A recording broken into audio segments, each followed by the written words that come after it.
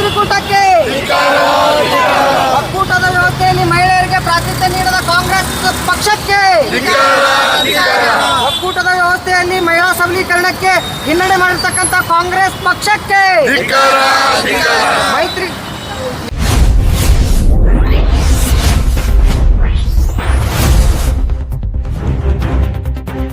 ಈ ಒಂದು ಪ್ರತಿಭಟನೆ ನಾವು ಯಾಕೆ ಹೆಣ್ಮಕ್ಳು ಮಾಡ್ತಾ ಇದ್ದೀವಿ ಅಂತಂದರೆ 1996ರಲ್ಲಿ ನಮ್ಮ ಪ್ರಧಾನಿಯಾಗಿರ್ತಕ್ಕಂಥ ಮಾಜಿ ಪ್ರಧಾನಿಯಾಗಿರ್ತಕ್ಕಂಥ ದೇವೇಗೌಡರ ಅಪ್ಪಾಜಿಯವರು ಈ ಒಂದು ಮಹಿಳಾ ಮೀಸಲಾತಿಯನ್ನು 96ನೇ ಇಸ್ವಿ ಪ್ರಧಾನಿ ಇದ್ದಕ್ಕೇ ಕೂಡ ಇದು ಮಾಡಬೇಕಂತ ಬೀಜ ಬಿತ್ತಿದ್ದವರೇ ದೇವೇಗೌಡರು. ಆ ಮಸೂದೆಯನ್ನು ಈ ಮೊನ್ನೆ ಈಗ NDA ಸರ್ಕಾರದಲ್ಲಿ ಈಗ ಇರುವಂಥ ನಮ್ಮ ಪ್ರಧಾನಿ ನರೇಂದ್ರ ಮೋದಿಯವರ ಇದರಲ್ಲಿ ಈ ಮಸೂದೆಯನ್ನು ನಾವು ಜಾರಿಗೆ ಬರ್ತದೆ ಅಂತೇಳಿ ಬಹಳಷ್ಟು ಎಲ್ಲ ನಮ್ಮ ಇಡೀ ದೇಶಾದ್ಯಂತ ಮಹಿಳೆಯರಿಗೆ ಒಂದು ಒಳ್ಳೆಯದಾಗತ್ತಂತ ಇಲ್ಲ ನಾವು ಬಹಳ ಮಹಿಳೆಯರು ಕಾತುರದಿಂದ ಕಾಯ್ತಾ ಇದ್ದೇವೆ.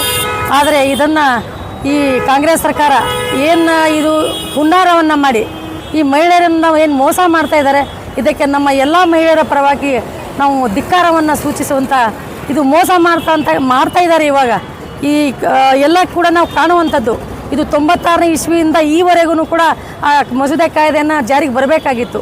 ಆ ಮಸೂದೆ ಕಾಯ್ದೆಯನ್ನು ಏನು ರದ್ದಾಗಿದೆ, ಆ ರದ್ದಾಗಿದ್ದಕ್ಕೆ ಈ ಕಾರಣನೇ ನಮ್ಮ ಕಾಂಗ್ರೆಸ್ ಸರ್ಕಾರ ಅಂತ ನಾನು ಈ ಸಂದರ್ಭದಲ್ಲಿ ನಾನು ಹೇಳಿಕ್ಕೆ ಬಯಸ್ತೀನಿ ರೀ.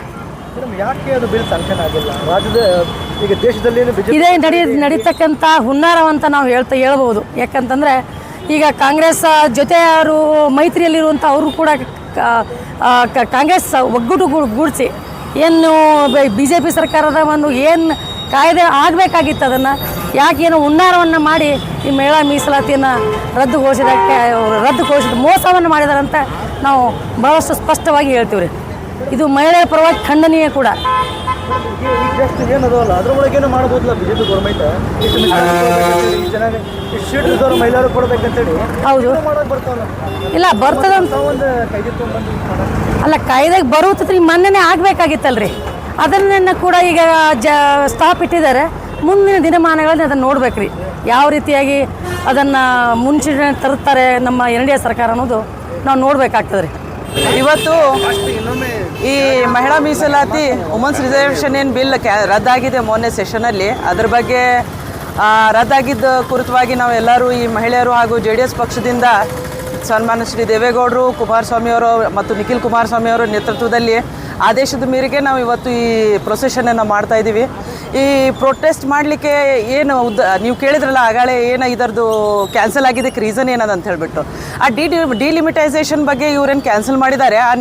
ಆ ಒಂದೇ ಅಬ್ಜೆಕ್ಷನ್ ಇಟ್ಕೊಂಡು ಇವರು ಮಹಿಳಾ ಬಿಲ್ಲನ್ನು ಕ್ಯಾನ್ಸಲ್ ಮಾಡಬಾರ್ದಾಗಿತ್ತು. ಮಹಿಳಾ ಬಿಲ್ಲನ್ನು ಇವರು ಸಕ್ಸಸ್ಫುಲ್ಲಾಗಿ ಇದು ಮಾಡಿ ರೆಸೊಲ್ಯೂಷನ್ ತಂದು ಬೇಕಂದರೆ ಡಿಲಿಮಿಟೈಸೇಷನ್ ಬಗ್ಗೆ ಇವ್ರೇನು ಇದು ಮಾಡ್ತಾ ಇದ್ದಾರಲ್ಲ, ಜನಸಂಖ್ಯೆ ಆಧಾರದ ಮೇಲೆ ಏನು ಮಾಡ್ಬೇಕಂತ ಮಾಡ್ತಾ ಇದ್ದಾರೆ, ಅದನ್ನು ಅವ್ರ ಪ್ರೊಸೆಸ್ಸಲ್ಲಿ ಇಡ್ಬೋದಾಗಿತ್ತು. ಆದರೆ ಇದು ಬಿಲ್ಲೇ ರದ್ದು ಮಾಡೋದ್ರಿಂದ ನಮ್ಮ ಮಹಿಳೆಯರಿಗೆಲ್ಲರಿಗೂ ಒಂದು ತ್ರಾಸಾಗಿದೆ. ಯಾಕಂತಂದರೆ ಈ ಕಾಂಗ್ರೆಸ್ ಪಕ್ಷದಲ್ಲಿ ಬರುವಂಥ ನೆಪೋಟಿಸಮ್ ಏನದ, ಅವ್ರ ಖಾನ್ದಾನಿ ವಿರಾಸತ್ತಲ್ಲಿ ಏನು ಇವರು ಅಧಿಕಾರಕ್ಕೆ ಬರ್ತಾ ಇದ್ದಾರೆ, ನಾನು ನನ್ನ ಮಗ, ನನ್ನ ಮೊಮ್ಮಗ, ನನ್ನ ಮೊಮ್ಮಗಳು, ನನ್ನ ತಾಯಿ, ನನ್ನ ಹೆಂಡತಿ, ಇದನ್ನೆಲ್ಲ ರದ್ದುಪಡಿಸೋದಕ್ಕೆ ದೇವೇಗೌಡರು ಏನು ಮಾಡಿದ್ರು ಅವಾಗ 33% ರಿಸರ್ವೇಷನ್ ಅಂತ ಹೇಳ್ಬಿಟ್ಟು ಅವಾಗ ಕಟ್ಟರವಾಗಿ ಕಾಂಗ್ರೆಸ್ ಪಕ್ಷ ಅವಾಗೂ ವಿರೋಧ ಮಾಡಿತ್ತು, ಇವತ್ತು ವಿರೋಧ ಮಾಡ್ತಾ ಇದೆ. ಆದರೆ ತಾವು ಇದ್ದಾಗಿ ಈ ಬಿಲ್ಲನ್ನು ತೊಗೊಂಡು ಬರಬೇಕನ್ನೋದು ಉದ್ದೇಶ ಮತ್ತು ಈಗ ತೊಗೊಂಡು ಬಂದಾಗ ಬ್ಯಾಡ್ ಅನ್ನೋದು ಉದ್ದೇಶ ಇದು ಸರಿ ಅನ್ನಿಸ್ತಾ ಇಲ್ಲ. ಮಹಿಳೆಯರ ಪರವಾಗಿ ಕಾಂಗ್ರೆಸ್ ಪಕ್ಷ ನಿಂದಿರಬೇಕು. ನಾ ಯಾವತ್ತೂ ಹೇಳ್ತಾ ಬರ್ತಾ ಇದ್ದೀನಿ, 2000 ಬಸ್ ಫ್ರೀ ಟಿಕೆಟಿಗೆ ಆ ಸಬಲೀಕರಣ ಹೇಳೋದಿಲ್ಲ. ರಾಜಕೀಯವಾಗಿ ಹಾಗೂ ಮತ್ತು ಸಬಲೀಕರಣ ಮಾಡಬೇಕಂತಂದರೆ ಮಹಿಳೆಯರಿಗೆ ರಿಸರ್ವೇಷನ್ ಮಾಡೇಬೇಕು. ಹಾಗೂ ನಮ್ಗೆ ಟಿಕೆಟ್ ಜನಸಾಮಾನ್ಯರ ಮಹಿಳೆಗೆ ಯಾವಾಗ ಟಿಕೆಟ್ ಸಿಗುತ್ತೆ, ಅವ್ರು ಯಾವಾಗ ಲೀಡರ್ ಆಗ್ತಾರೆ ಅವಾಗೇ ಮಹಿಳೆಯರ ಒಂದು ಸಬಲೀಕರಣ ಆಗ್ಲಿಕ್ಕೆ ಸಾಧ್ಯ. ಸನ್ಮಾನ್ ಶ್ರೀ ದೇವೇಗೌಡರು ನೋಡುವಂಥ ನನಸಾಗಲಿಕ್ಕೆ ಸಾಧ್ಯ ಅಂತ ಹೇಳಕ್ಕೆ ಬಯಸ್ತಾ ಇದ್ದೀನಿ. ಮುಂದೆ ಬರುವಂಥ ಕಾಲಗಳಲ್ಲಿ ಇದು ಈಗ ಏನು ರಾಜ್ಯಸಭಾದಲ್ಲಿ ಮತ್ತು ಬಿಗ್ ಪಾರ್ಲಿಮೆಂಟಲ್ಲಿ ಏನು ಇದು ಕ್ಯಾನ್ಸಲ್ ಆಗಿದೆ ಬಿಲ್ಲು, ಬರುವಂಥ ಟೈಮಲ್ಲಿ ಇದನ್ನು ಕರೆಕ್ಟಾಗಿ ಇವರು ಇಂಪ್ಲಿಮೆಂಟ್ ಮಾಡಿ ಈಗ 2029 ಏನು ಇಲೆಕ್ಷನ್ ಬರ್ತಾವೆ ಪಾರ್ಲಿಮೆಂಟದ್ದು ಮತ್ತು ನೆಕ್ಸ್ಟ್ ಬರುವಂಥ MLA ಎಲೆಕ್ಷನ್ ಏನು ಬರ್ತಾವೆ ಅದನ್ನು ಇವರು ಮಾಡಬೇಕು. ಯಾಕಂತಂದರೆ ನಾವು ಮಹಿಳೆಯರು ಭಾಳ ಬ್ಯಾಸತ ಆಗಿವೆ. 50% ನಾವು ಹೆಣ್ಮಕ್ಳಿದ್ರೂ ಕೂಡ ಬರೀ MLA MP ಪಾಟೀಲ್ರ ಮಕ್ಕಳಿಗೆ ಗೌಡ್ರ ಮಕ್ಕಳಿಗೆ ಅವ್ರಿಗೆಲ್ಲ ಟಿಕೆಟ್ ಕೊಟ್ಟು ನಮ್ಗೆ ಬೇಸರ ಆಗೈತಿ. ನಾವು ಕೂಡ MLA MP ಆಗಬೇಕಂತ ಬಯಸೋರದೀವಿ. ಅದಕ್ಕಾಗಿ ಈ ಬಿಲ್ಲನ್ನು ಪಾಸ್ ಮಾಡಬೇಕು. ಆಗ ಮುಂದೆ ಬರುವಂಥ ಟೈಮಲ್ಲಿ ಹೆಣ್ಮಕ್ಳಿಗೆ 33% ರಿಸರ್ವೇಷನನ್ನು ನೀಡಿ ಜನಸಾಮಾನ್ಯರಿಗೆ ಹಾಗೂ ಕಾಸ್ಟ್ ಬೇಸ್ ಮೇಲೆ ಅಲ್ಲಿ ಟಿಕೆಟ್ಗಳನ್ನು ಕೊಡಬೇಕಂತ ಈ ಮೂಲಕ ನಾವು ವಿನಂತಿಯನ್ನು ಮಾಡ್ಕೋತಾ ಇದ್ದೀವಿ. ಕಾಂಗ್ರೆಸ್ ಮಹಿಳೆಯರ ಬಗ್ಗೆ ಹೆಚ್ಚಿಗೆ ಮಾತಾಡ್ತಾರೆ, ಲಡ್ಕಿ ಹೋ ಲಡ್ ಸಕ್ತಿ ಹೋ ಅಂತೇಳಿ ಹಾಂ, ಅವ್ರು ಹೇಳ್ತಿದ್ದಾರೆ. ಮತ್ತು ರಿಸರ್ವೇಷನ್ ಬಗ್ಗೆ ವಿರೋಧ ಯಾಕೆ ಮಾಡಿದ್ರು? ಇಲ್ಲ, लड़की हूँ लड़ सकती हूँ ये बोलना अलग चीज़ होती है और लड़कियों को अधिकार देना अलग चीज़ हो सकती है. एक्चुअली आज हम देख रहे हैं हिंदुस्तान कहीं ना कहीं पुरुष प्रधान समाज बनता जा रहा है. जितनी भी प्रॉपर्टी होती है आदमियों के नाम से होती है, औरतों के नाम से कोई अपनी प्रॉपर्टी नहीं करता है. अभी इस सिस्टम को बदलने के लिए ये 33% रिजर्वेशन लाया गया था, क्योंकि कास्ट के ऊपर और लीडरशिप के ऊपर ये चीज़ें होनी थी. अगर लेडीज़ आगे आएंगी तो जितने भी लेडीज़ आएंगी वो सारे, मतलब अगर वो ये बीजेपी के नेतृत्व में ये बिल पास हो जाता आज के टाइम में, तो ज़्यादा से ज़्यादा झुकाव जो है वो बीजेपी से, अब जो रनिंग सरकार है उसको और जो उसको सपोर्ट करती है उस सरकार को मिलता. इस वजह से कांग्रेस कहीं ना कहीं डर चुकी है इस बिल की वजह से कि हम लोग आने वाले दिनों में हार जाएंगे, पूरी उनकी सत्ती बत्ती गुल होने वाली है. इस हिसाब से इन लोगों ने ये बिल को पास करने के लिए रोका रखा है. क्या बीजेपी के इसमें जो एमपी हैं उन्होंने भी क्या उस साइड वोटिंग किया है क्या? नहीं, ऐसे हो ही नहीं सकता है, क्योंकि 33% रिजर्वेशन करना है. और जो हमारे प्राइम मिनिस्टर बोलते हैं उनके पूरी टीम में, आज बीजेपी में देखते हैं हम लोग एक टीम वर्क है, वही टीम वर्क उनका काम कर रहा है जिसकी वजह से आज भारत आगे जा रहा है. तो फिर इस चीज़ को देखते हुए हमें सोचना चाहिए कि औरतों को अधिकार देने में दिक्कत क्या हो रही है. अगर आपको डीड लिमिटाइजेशन का कुछ इशू था तो आप उसको रोके रखते. बट वुमेंस बिल जो 23 में बोला गया है, सेशन में बात की गई है उस वजह से, तो उसको करने के लिए आज आपने पास होने को बिल क्यों नहीं दिया, ये मेरा सवाल है सरकार से, जो अपोजिशन लीडर है ना उनसे है. और कहीं ना कहीं जो अब सरकार है वो भी इसके लिए काम कर सकती थी कि नहीं करना ही है करके. बट अपोजिशन वाले जितने भी बीजेपी के सपोर्ट में थे वो भी अपोजिशन वालों के साथ मिलकर ये बिल को पास होने को नहीं दिए हैं. वो भी चाहते हैं कि पास ना हो. हाँ, ना हो, क्योंकि अब आने वाले दिनों इलेक्शंस में उनकी सीटें डेंजर जोन में जाएंगी, इस वजह से वो लोग पास होने के लिए नहीं दे रहे. महिलाओं के हाथ में पावर आ जाएगा तो थोड़ा बहुत देश सुधर सकता है. लेडीज़ जब घर सुधार सकती हैं, गली सुधार सकती हैं, तो देश भी सुधार सकती हैं. इसका उदाहरण तो आप देख ही चुके हैं काफ़ी दिनों. तो कहीं ना कहीं औरतों को अधिकार में आना ज़रूरी है मेरे हिसाब से. ಬಿಜಾಪುರ ಜಿಲ್ಲೆಯ ಜಾತ್ಯತೀತ ಜನತಾದಳ ಪಕ್ಷದಿಂದ ನಮ್ಮ ಜಿಲ್ಲೆಯ ಮಹಿಳಾ ಘಟಕದಿಂದ ನಾವು ಇವತ್ತು ಮಹಿಳಾ ಕಾನೂನು ಕಾಯ್ದೆ ವಿರುದ್ಧ, ಕಾಂಗ್ರೆಸ್ ಪಕ್ಷದ ವಿರುದ್ಧ ನಾವು ಇವತ್ತು ಹೋರಾಟವನ್ನು ಮಹಿಳಾ ಘಟಕದಿಂದ ಹಮ್ಮಿಕೊಂಡಿದ್ದೆವು. ಈಗ ನಮ್ಮ ಜಿಲ್ಲೆಯ ನಮ್ಮ ಪಕ್ಷದ ರಾಜ್ಯ ಕೋರ್ ಕಮಿಟಿಯ ಸದಸ್ಯರು ಹಾಗೂ ನೂತನವಾಗಿ ಕೇಂದ್ರ ಕೈಗಾರಿಕಾ ಉಕ್ಕು ಮತ್ತು ಕೈಗಾರಿಕಾ ಇಲಾಖೆ ನಾಮನಿರ್ದೇಶಕ ಸದಸ್ಯರು ಆಗಿರ್ತಕ್ಕಂಥ ಮಾನ್ಯ ಡಾಕ್ಟರ್ ದೇವಾನಂದ್ ಚವಾಣ್ ಸುನಿತಾ ದೇವಾನಂದ್ ಚವಾಣ್ ಮೇಡಮ್ ಅವರ ನೇತೃತ್ವದಲ್ಲಿ ಹಾಗೂ ನಮ್ಮ ಜಿಲ್ಲೆಯ ಮಹಿಳಾ ಘಟಕದ ಅಧ್ಯಕ್ಷರಾಗಿರ್ತಕ್ಕಂಥ ಸಹೋದರಿ ಸುಜಾತ ಕಣ್ಮೂರ್ ಅವರ ಒಂದು ನೇತೃತ್ವದಲ್ಲಿ ಹಾಗೂ ನಮ್ಮ ಪಕ್ಷದ ರಾಜ್ಯ ನಾಯಕಿ ಹಾಗೂ ಮಾಜಿ ಜಿಲ್ಲಾ ಪಂಚಾಯತಿ ಅಧ್ಯಕ್ಷರಾಗಿದ್ದಂಥ ಬೇಗಮ್ ಅವರ ಸಹೋದರಿಯರ ಒಂದು ನೇತೃತ್ವದಲ್ಲಿ ನಮ್ಮ ಮಹಿಳಾ ಘಟಕದಿಂದ ಇವತ್ತು ನಾವು ಈ ಹೋರಾಟವನ್ನು ಹಮ್ಮಿಕೊಂಡಿದ್ದೆವು. 1996ರಲ್ಲಿ ಮಾನ್ಯ ದೇವೇಗೌಡ ಸಾಹೇಬರು ಪ್ರಧಾನಮಂತ್ರಿ ಆಗಿದ್ದಾಗ ಈ ಮಹಿಳೆಯರಿಗೆ ಸಮಾನತೆ ಕೊಡಬೇಕನ್ನೋ ಒಂದು ಇಚ್ಛಾಶಕ್ತಿಯಿಂದ ಮಾನ್ಯ ದೇವೇಗೌಡ ಸಾಹೇಬರು ಅವಾಗೂ ಕೂಡ 33% ರಿಸರ್ವೇಷನ್ ಮಾಡಲಿಕ್ಕೆ ಮಾನ್ಯ ದೇವೇಗೌಡ ಸಾಹೇಬರು ಕೂಡ ಅವಾಗ ಹೋರಾಟ ಮಾಡಿದ್ದು ತಮ್ಮೆಲ್ಲರಿಗೆ ಗೊತ್ತಿದ್ದಂಥ ವಿಷಯ. ಯಾಕಂದರೆ ಇದು ಬಸವಣ್ಣನ ಕಾಲದಿಂದನೂ ಮಹಿಳೆಯರಿಗೆ ಹೆಚ್ಚಿನ ಒಂದು ಸವಲತ್ತು ಮತ್ತು ಸಮಾನತೆ ಕೊಡಬೇಕಂತ ಬಸವಣ್ಣವ್ರ ಕಾಲದಿಂದನೂ ಬಂದಂಥ ದಾರಿ ಇದೆ. ಆದರೆ ಇದಕ್ಕೆ ಕೆಲವೊಂದು ವಿರೋಧ ಪಕ್ಷಗಳು ವಿರೋಧ ಮಾಡ್ತಲೇ ಬಂದಿದ್ದಾರೆ. ಅಲ್ಲಿ ಎಲ್ಲೇ ಯಾವುದೇ ಒಂದು ಇಲಾಖೆ ಇರ್ಬೋದು, ಒಂದು ನೌಕರಿ ಇರ್ಬೋದು, ಒಂದು ರಾಜಕಾರಣ ಇರ್ಬೋದು, ಒಂದು ಯಾವುದೇ ಒಂದು ಹುದ್ದೆಗಳಲ್ಲಿ ಮಹಿಳೆಯರಿಗೆ ನಾವು 33% ಆದರೂ ಕೊಡಬೇಕು ಅಂತ ಒಂದು ಇಚ್ಛಾಶಕ್ತಿಯಿಂದ ಮಾನ್ಯ ದೇವೇಗೌಡ ಸಾಹೇಬರು ಪ್ರಧಾನ ಇದ್ದಾಗ ಮಾಡಿದಂಥ ಕಾನೂನು ಒಳಗೆ ಅವಾಗೂ ವಿರೋಧ ಪಕ್ಷದವರು ವಿರುದ್ಧ ಮಾಡಿದರು.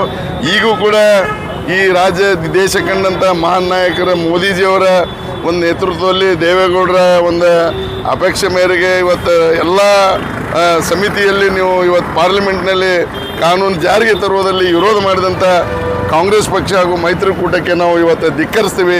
ಮಹಿಳೆಯರ ವಿರೋಧಿ ಪಕ್ಷ ಅಂತ ನಾವು ಇವತ್ತು ಹೋರಾಟ ಮುಖಾಂತರ ನಾವು ತಿಳಿಸ್ತಿದ್ದೀವಿ, ಘೋಷಣೆ ಮಾಡ್ತಾ ಇದ್ದೀವಿ. ಅದಕ್ಕೆ ಮುಂದಿನ ದಿನಮಾನಗಳಲ್ಲಿ ಮಹಿಳೆಯರು ಹೆಚ್ಚಿನ ಒಂದು ನಿಟ್ಟಿನಲ್ಲಿ ಅವರಿಗೆ ತಕ್ಕ ಪಾಠ ನಾವು ಮಹಿಳೆಯರು, ನಮ್ಮ ರಾಜ್ಯ ದೇಶದ ಮಹಿಳೆಯರು ಅವರಿಗೆ ಬುದ್ಧಿ ಕಲಿಸ್ತಾರೆ ಅನ್ನುವಂಥ ಒಂದು ದಿಟ್ಟ ಹೆಜ್ಜೆಯನ್ನು ನಾವು ಇವತ್ತು ಇಡಲಿಕ್ಕೆ ನಾವು ಬಿಜಾಪುರ ಜಿಲ್ಲೆಯಿಂದ ಮಹಿಳಾ ಘಟಕದಿಂದ ನಾವು ಹೋರಾಟವನ್ನು ಕೈಗೊಂಡಿದ್ದೀವಿ ಅನ್ನೋಂಥ ಮಾತನ್ನು ಈ ಸಂದರ್ಭದಲ್ಲಿ ನಾವು ಹೇಳೋಕ್ಕೆ ಇಚ್ಛಪಡ್ತೇವೆ. ये 33% का हमें आज ये स्ट्राइक कर रहे हैं। किस लिए करें बोले तो परसों लोकसभा के अंदर हम ना अपोज करें, कांग्रेस वाले अपोज करें, इसलिए हमें आज 33% महिला को होना और उनको अधिकार मिलना, उनको आगे MLA हो, नौकरी हो, सब भी 30% मिलना बोल को हम इसके लिए स्ट्राइक कर रहे हैं। इसे आगे भी हमें 2028-29 के अंदर हमारी सरकार बनती है, हम इसे पूरा करेंगे करना बोल को मैं ऊपर, और मोदी जी का भी बहुत बड़ा इसके अंदर हाथ है, ये करने वास्ते है, ये होना जरूर है। ये कांग्रेस को हम धिक्कार करते हैं बोल को मैं 2 बात। ಮಹಿಳಾ ಮೀಸಲಾತಿ 33% ಮೀಸಲಾತಿಯನ್ನು ಇವತ್ತು NDA ಮೈತ್ರಿಕೂಟ ನಮ್ಮ JDS ಪಕ್ಷ ಹಾಗೂ BJP ಹಾಗೂ ಮಿತ್ರ ಮಂಡಳಿ ಪಕ್ಷ ಇವತ್ತು ಮಹಿಳೆಯರಿಗೆ 33 ರಿಸರ್ವೇಷನ್ ತರಬೇಕಂತ ಒಂದು ಸಂಸತ್ನಲ್ಲಿ ವಿಧೇಯಕ ಮಂಡನೆಗೆ ಮಾಡಿತ್ತು. ಅದರ ವಿರುದ್ಧವಾಗಿ ಇವತ್ತು ಕಾಂಗ್ರೆಸ್ ಪಕ್ಷ ಹಾಗೂ ಅದರ ಮೈತ್ರಿಕೂಟ ಪಕ್ಷ ಅದನ್ನು ವಿರೋಧಿಸಿತ್ತು. 96ರಲ್ಲಿ ಮಾನ್ಯ ದೇವೇಗೌಡರು ಜನತಾದಳದಿಂದ ಪ್ರಧಾನಮಂತ್ರಿ ಆಗಿದ್ದಾಗ ಆ ಮಸೂದೆಯನ್ನು 30 ವರ್ಷಗಳ ಹಿಂದೆ 33 ರಿಸರ್ವೇಷನ್ ತರಲಿಕ್ಕೆ ಮಾನ್ಯ ದೇವೇಗೌಡರು ಶ್ರಮಪಟ್ಟಿದ್ದರು. ಅವತ್ತು ಕೂಡ ನಮ್ಮ ಪಕ್ಷಕ್ಕೆ ಅವತ್ತು ಕಾಂಗ್ರೆಸ್ ಬೆಂಬಲ ಇತ್ತು. ಆದರೆ ನಮ್ಮ ದೇವೇಗೌಡರು ಏನು 33% ಮಹಿಳಾ ರಿಸರ್ವೇಷನ್ ತರಬೇಕಂತ ಕಾರಣವನ್ನು ಇಟ್ಕೊಂಡು ಅವರು ಸಂಸತ್ನಲ್ಲಿ ಮಂಡಿಸಿರೋ ಸಂದರ್ಭದಲ್ಲಿ ಕಾಂಗ್ರೆಸ್ ಪಕ್ಷ ನಮ್ಮ ಜನತಾದಳಕ್ಕೆ ಕೊಟ್ಟಿರ್ತಕ್ಕಂಥ ಬೆಂಬಲವನ್ನು ಹಿಂಪಡಿತು. ಅದರಿಂದ ಮುಂದೆ ನಮ್ಮ ಪಕ್ಷ ಪತನವಾದ ದಾರಿಗೆ ಸಾಗ್ತು. ಅವತ್ತು ದೇವೇಗೌಡರು ಅವತ್ತೇ ಮಹಿಳೆಯರಿಗೆ ಕೊಟ್ಟಿದ್ರು. ಇವತ್ತು ಲಕ್ಷಾಂತರ ಮಹಿಳೆಯರು ವಿಧಾನಸಭೆ ಮತ್ತು ಲೋಕಸಭೆಯಲ್ಲಿ ರಾಜಾರಿಸ್ತಿದ್ರು.